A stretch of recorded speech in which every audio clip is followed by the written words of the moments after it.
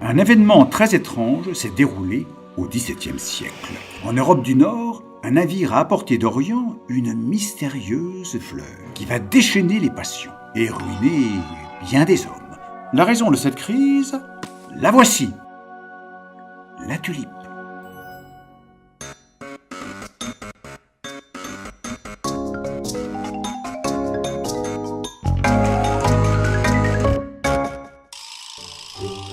Tout commence ici, dans un palais de Constantinople, capitale de l'Empire ottoman. Ce voyageur apporte à un riche marchand une fleur venue des steppes himalayennes. Il s'agit de la tulipe. Elle doit son nom au mot turc tulben, qui signifie plante turban. C'est ça une tulipe? Pas exactement. Non, ça c'est un bulbe qui, une fois planté, va produire la fleur. Dans l'Empire ottoman, les couleurs vives de la tulipe symbolisent la vie, la passion et la fertilité. Notre marchand s'en va, suivons-le. Il vient livrer sa marchandise au port. Ce capitaine hollandais ne semble pas vraiment comprendre l'importance de son colis. Ce n'est pas étonnant. La majorité des Occidentaux utilisent seulement les plantes comme aliments ou comme médicaments. Alors, transporter des fleurs, il ne saisit pas l'intérêt. Profitons de l'occasion pour monter dans son bateau. C'est un voilier de la célèbre Compagnie néerlandaise des Indes orientales. La compagnie des quoi? Je t'expliquerai à bord. Grimpe vite. À l'époque, on prenait souvent des chats à bord pour en chasser les souris. Fondée en 1602, la Compagnie néerlandaise des Indes orientales est l'une des entreprises les plus puissantes jamais créées. Elle livre jusqu'en Europe des épices ou encore de la porcelaine de Chine. C'est grâce à cette compagnie que les Hollandais vont faire fortune. Notre capitaine a placé nos bulbes au hasard dans une caisse. Dans quelques mois, ils vaudront autant que son bateau et tout son chargement. Et au travail. Non mais et ça, c'est quoi?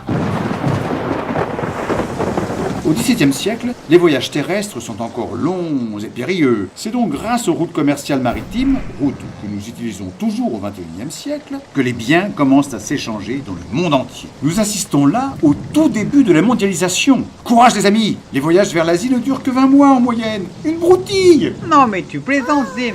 Oh là là. Nous voilà arrivés à Amsterdam, port des Provinces Unies des Pays-Bas. Ces 7 petites régions de 2,5 millions d'habitants viennent tout juste de gagner leur indépendance face à l'Espagne.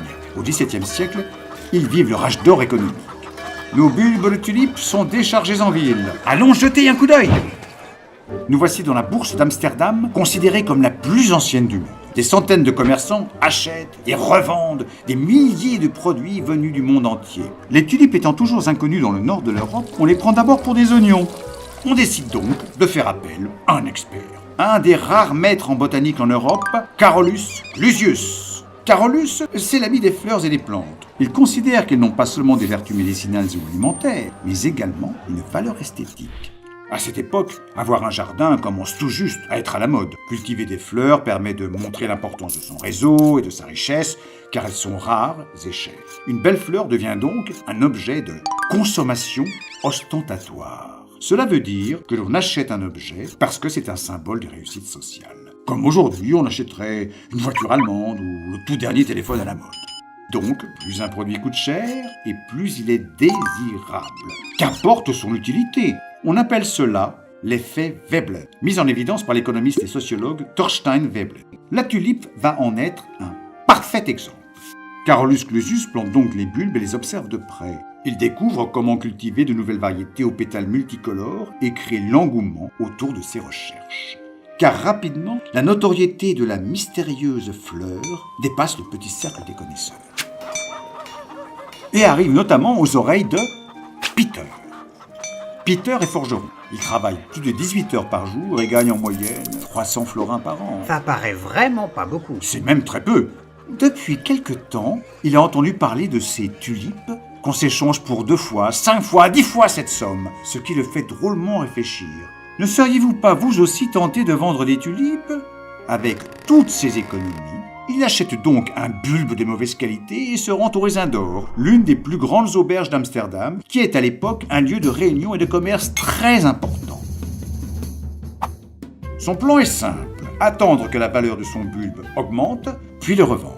C'est ce qu'on appelle faire de la spéculation. Rapidement, certaines variétés de tulipes deviennent excessivement chères. Les tulipes appelées Sempera Augustus sont échangées contre des hectares de terre, des bateaux, des maisons de maîtres.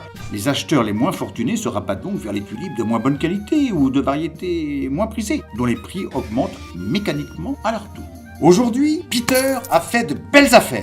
Après chaque accord, il est de coutume de sceller la vente avec une énorme pinte de bière. Avec modération, bien entendu. Mais attendez!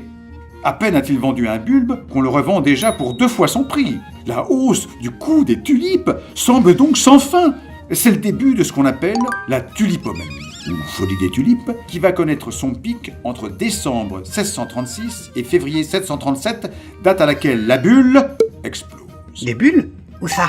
Une bulle est un terme inventé au XVIe siècle. Plus un objet est rare et demandé, plus il vaut cher. On parle dans les journaux d'un risque de bulle économique quand la spéculation dont je te parlais tout à l'heure, c'est-à-dire l'espoir qu'un objet gagne en valeur avec le temps, semble trop optimiste.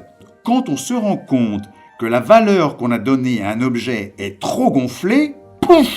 C'est à ce moment que l'on dit que la bulle explose. La bulle de la tulipe éclate le 3 février 1637. C'est un jour normal pour Peter qui propose une nouvelle tulipe à la vente. Mais, chose impensable encore la veille, il ne trouve aucun preneur. Il baisse son prix, en vain. La tulipe ne se vend plus. Tous les fleuristes des Provinces-Unies se passent le mot et paniquent. Une tulipe vendue 5000 florins quelques jours plus tôt n'en vaut désormais plus que 50. Mais qu'est-ce qui s'est passé, Jim? La raison est simple, Léon. D'abord, son prix toujours plus élevé a refroidi les acheteurs et les spéculateurs les moins fortunés. Et surtout, avec tous ces revendeurs, comme Peter, elle est devenue beaucoup moins rare. Elle n'est plus un objet de prestige et donc de consommation ostentatoire, tu te souviens?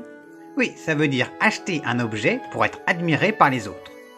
Et rappelle-toi, si un objet devient à la fois moins rare et moins désirable, il finit par perdre de sa valeur. T'inquiète pas, Peter. À l'instar de Peter, S'il vous plaît. seuls des amateurs se sont lancés dans ce commerce. Installés dans les auberges comme celle du Raisin d'Or, ils avaient créé en quelques mois une véritable bourse parallèle de la tulipe dans tout le pays. Après l'explosion de la bulle, la plupart d'entre eux sont retournés à leur ancien travail.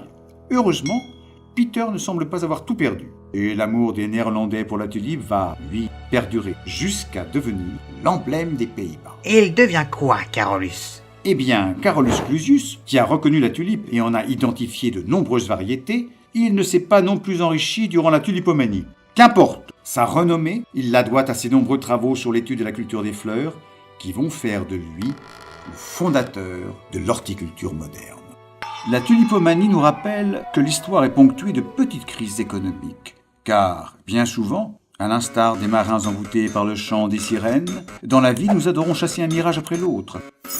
Mais cela, c'est une toute autre histoire.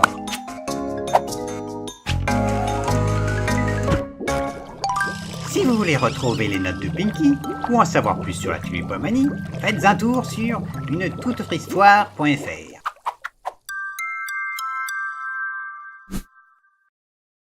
Salut et à la prochaine!